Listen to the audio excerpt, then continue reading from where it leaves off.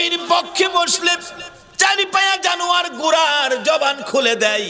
এই নবীর পক্ষে আপনারা কারা বসেছেন? নিশ্চয়ই আপনারা যেদিন মায়ের পেটে ছিলেন, মা বুঝি আপনাদেরকে পেটে থাকা অবস্থায় এই নবীর উপর দুরূদ শরীফ পড়ছিল। ওই দুরূদের তাসির যেই সন্তানের গায়ে আছে গো, তারাই মিলাদুর নবীর পক্ষে বসে গেছে। এই নবীর পক্ষে থাকা আমাদের দরকার আছে কিনা? এই নবীর পক্ষটাই আল্লাহর পক্ষ। আমার আল্লাহ বুঝানোর জন্য কত সিস্টেম করেছে। আসুন সামনে যাই। মা আয়েশা সিদ্দিকা বলেন, কেন এই নবীর উম্মত সহজে মাপ পাবে না? আমার নবী আমি দেখেছি ঘুম থেকে ওঠার পর নবীজির সুন্দর চেহারা মুবারকে খেজুর পাতার চাটার দাগগুলো বেশে থাকে। আমি আয়েশা প্রশ্ন করেছিলাম, ইয়া রাসূলুল্লাহ ঘুম বুঝি ভালো হয় নাই, চেহারার মধ্যে খেজুর পাতার চাটার দাগ।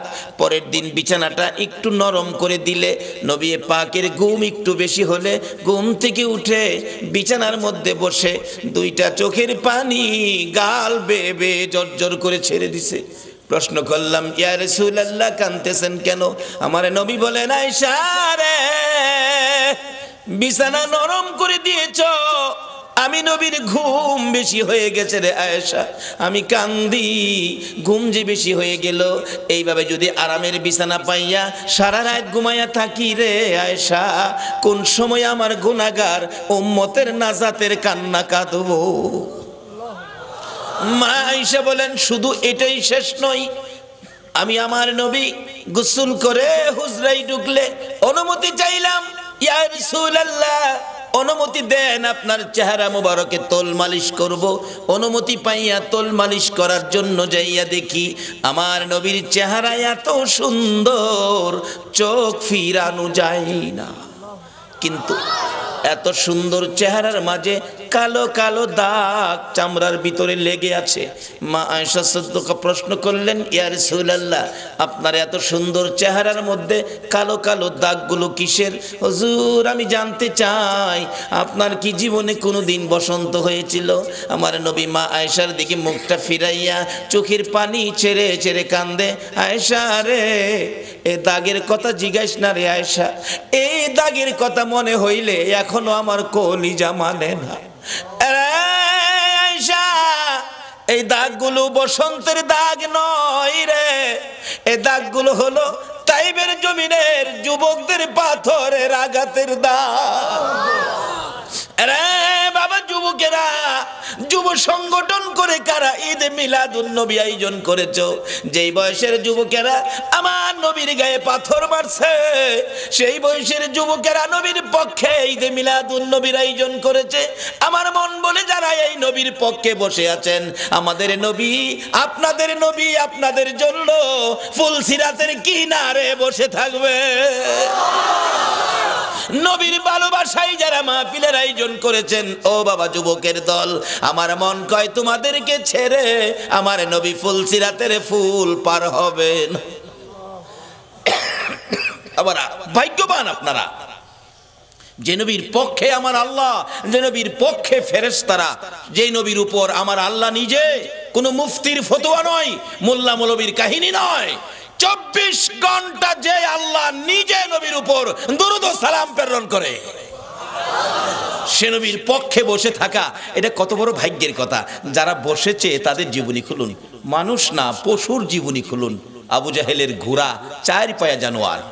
আবু জাহেল বলেন, আসতেছিলাম পাহাড়ের নিচ দিয়ে, দেখি একটা বাচ্চা কান্দে। 6 বছরে পৌঁছে নাই, বাবার ব্যথায় নবী পাহাড়ের চূড়ায় বসে বসে কাঁদতেছিলেন। আবু জাহেল বলে, বাচ্চার কান্না নিরিবিলি জায়গায়, বাচ্চাটা তো বিপদে পড়বে, কিছুক্ষণ পর ভাগাইছে খেয়ে ফেলবে, সন্ধ্যা হয়ে গেছে প্রায়। দৌড়ে গেলেন, যায় দেখে ভাতিজা, বাবা এখানে কান্দো, কিছুক্ষণ পরে তো ভাগাইছে তোমারে খেয়ে ফেলবে। নবীজি ডাকে, চাচা আমি আমার বাবারে তালাশ করি, তোমার বাবা তো নাই, তোমার বাবা মারা গেছে, তাড়াতাড়ি আসো তোমার মার কাছে পৌঁছে দেই। আবু জাহেল বলেন, শিশু নবীরে ঘোড়ার পিছনে বসাই আবু জাহেল সামনে বসে ঘোড়াকে বলতেছে, ঘোড়া চল তাড়াতাড়ি চল, ভাগ আসবে, আমাকে খাবে, ভাতিজাকে খাবে, চল তাড়াতাড়ি। আবু জাহেলের ধারণা আমরা নবীরে বাগে খাবে, আপনাদের ধারণা কি? আর নবীর উম্মতেরই তো খাওয়ার ক্ষমতা নাই। নবীর উম্মত যদি হইতে পারেন, এই নবীর পরিচয় যদি দেহের মধ্যে সেট করতে পারেন, কোনো ক্ষমতা নাই বাগে খাওয়ার। আল্লাহু আকবার। ইয়া রাসূলুল্লাহ, ইয়া গাউসুল আজম দস্তগীর জিন্দাবাদ, মাশাআল্লাহ জিন্দাবাদ, জিন্দাবাদ নবীর সেনা জিন্দাবাদ, বলুন জিন্দাবাদ। আমল করো নামাজে রোজা কায়েম করো সুন্নিয়াত, আমল করো নামাজে রোজা কায়েম করো সুন্নিয়াত, জিন্দাবাদ জিন্দাবাদ জিন্দাবাদ নবীর নবীজির আশিক যিনি মরে ও মরে না তিনি, নবীজির আশিক যিনি মরে ও মরে না তিনি, কাফন পরে ঘুমিয়াছে গাউসুল আজম বগদাদ, কাফন পরে ঘুমিয়াছে গাউসুল আজম বগদাদ, জিন্দাবাদ জিন্দাবাদ নবীর সেনা জিন্দাবাদ, জিন্দাবাদ জিন্দাবাদ নবীর, নবীর জন্য হৌরে পাগল ওহে নবীর আশিক সকল, নবীর জন্য হৌরে পাগল ওহে নবীর আশিক সকল, পার করিবে দয়াল নবী রোজ হাসরে ফুল সিরাত,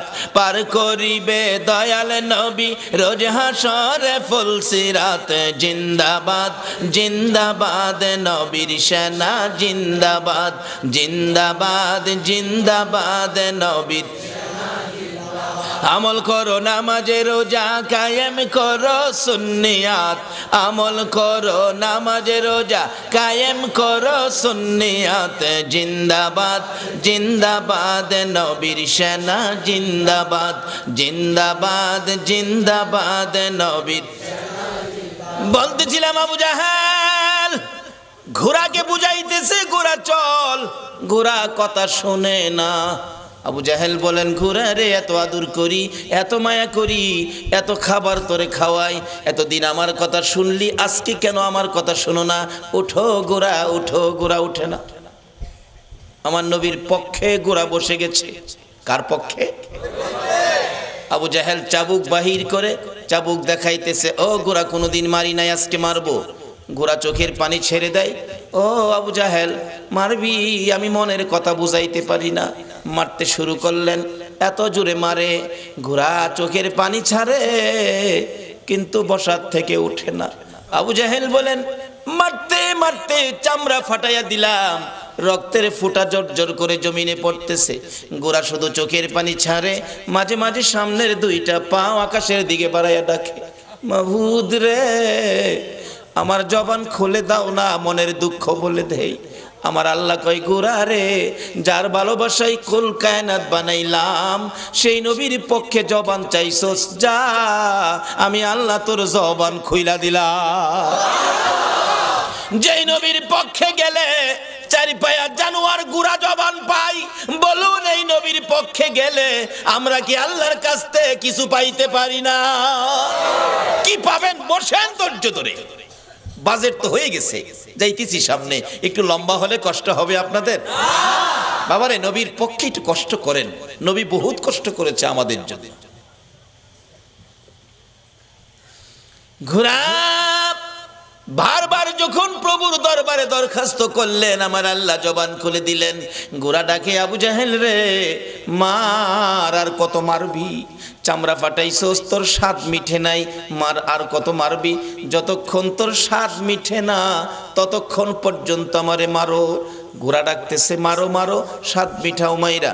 আবু জাহেল আশ্চর্য, ঘোড়া কথা বলে? ও ঘোড়া কেন মারি তোরে? এতদিন মায়া করি, আদর করি, কথা বললে শুনোস, আজকে কেন শুনোস না? মারলাম তারপরও উঠলি না, এখন কথা বলতেছস। ঘোড়া রে কেন রে আজকে মাইর খাস, বসার থেকে উঠোস না? ঘোড়া ডাকে, রে আবু জাহেল পিছনে কারে বসাইছস? যার ভালোবাসায় কুল কায়নাত রে আবু জাহেল, যেই নবী না হইলে আমি হইতাম না, ওই নবীরে পিছে বসাই আমারে মারস। এরে আবু জাহেল আর কত মারবি? মার। মারতে মারতে যদি আমি গুরার জীবন বাহির করে দেশ দিতে পারবি, এই রহমতের নবী সামনে না দিলে জীবন যাবে, সামনে যাব না। যেই ইয়া রাসূলুল্লাহ, যেই নবীর পক্ষে বসলে চারি পায়া জানোয়ার গুরার জবান খুলে দেয়, এই নবীর পক্ষে আপনারা কারা বসেছেন? নিশ্চয়ই আপনারা যেদিন মায়ের পেটে ছিলেন, মা বুঝি আপনাদেরকে পেটে থাকা অবস্থায় এই নবীর উপর দুরূদ শরীফ পড়ছিল। ওই দুরূদের তাসির যেই সন্তানের গায়ে আছে গো, তারাই মিলাদুর নবীর পক্ষে বসে গেছে। বাবারা আসুন না, বাজেট কি সামনে যাইতেছি, বলতেছিলাম সে নবীর পক্ষে বসার কত দাম। সে নবীর পক্ষে যারা আপনারা বসে আছেন, ও বাবারা ভাইয়েরা, কি যে বাজেট আপনাদের জন্য। মা আয়েশা সিদ্দিকা বলেন, আমার নবী চোখের পানিগুলো ছেড়ে ছেড়ে বলেছে, আয়েশা রে, এই দাগগুলো হলো তাইবের জমিনের যুবকদের পাথরের আঘাতের দাগ। মা আয়েশা সিদ্দিকা বলেন, ইয়া রাসূলুল্লাহ, এই দাগগুলো যদি তাইবের জমিনের যুবকদের দাগ, পাথরের আঘাতের দাগ হয়, এই দাগগুলো দেখলে এখন আমার মায়া হবে, কষ্ট হবে। হুজুর আমি জানি আপনার দোয়া আমার আল্লাহ কবুল করেন, একটু দোয়া করুন আল্লাহ যেন দাগগুলো পরিষ্কার করে দেয়। আমার নবী চোখের পানি ছেড়ে দিলেন, এরে আয়েশা, না না রে, এই দাগ আমি দোয়া করে পরিষ্কার করব না রে আয়েশা। হাসরের জমিন যেদিন কায়েম হবে, আদা দুপুরে সূর্য চলে আসবে, সূর্যের তাপে মাথার চার ফেটে যাবে, মগজগুলো গলে গলে নাকে দিয়ে, কানে দিয়ে, মুখে দিয়ে বাহিরে হবে। ওই দিন আমার উম্মতেরা রে গুনার বোঝা মাথায় লইয়া বিপদে পড়ে যাবে, পাগলের মতো দৌড়াবে, এতিমের মতো কাঁদবে রে আয়েশা, এক একটা চিৎকার মারবে, নবী কই, নবী কই কইয়া। এই ডাকগুলি যখন আমার কানে আসবে রে আয়েশা, আমি নবী উম্মতের ব্যথা সহ্য করতে পারবো না। ওই বিপদের সময় আমি নবী এক একটা দাগের বিনিময় আমার কোটি কোটি গুনাহগার উম্মতের নাজাতের দাবি করব। আমার আল্লাহ বলেন, বন্ধু গো, এই পাথরের আঘাতের দাগগুলো উম্মতের নাজাতের জন্য রেখে দিলা। ও বন্ধু, আমি তোমারে কত ভালোবাসি। তোমার 63 বছর জিন্দেগির মধ্যে কোনোদিন তোমার সুন্দর চেহারায় একটা মশা মাছি বসতে দেই নাই, আমি আল্লাহ একটা পোকামাকড় কামড় দিতে দেই নাই। ওই চেহারার মধ্যে পাথরের আঘাতের দাগ উম্মতের জন্য রেখে দিলা। যাও বন্ধু, কথা দিলাম, তোমার উম্মত যারা হবে, তোমার পক্ষে যারা থাকবে, তোমাকে যারা ভালোবাসবে, তোমার আদর্শের মালা যারা গলায় নিবে গো বন্ধু, তাদের মাপ চাইতে হবে না। একটু সুযোগ যদি পাই, আমি আল্লাহ তোমার উম্মতের এই একটু সুযোগেই আমি মাফ করে দিব। সেই মাপের জন্য সুযোগটা হলো আজকের মাহফিল। যেই ভাইয়েরা মাহফিলের আয়োজন করেছেন, যাদের আয়োজনে এত সহজে আমরা মাপ পেয়ে গেলাম, তাদের জন্য দোয়া করা আমাদের দরকার আছে কিনা? আজকের এই যুব সংঘের ভাইদেরকে আল্লাহ পাক হায়াত দেখ, সকলে বলুন আমিন।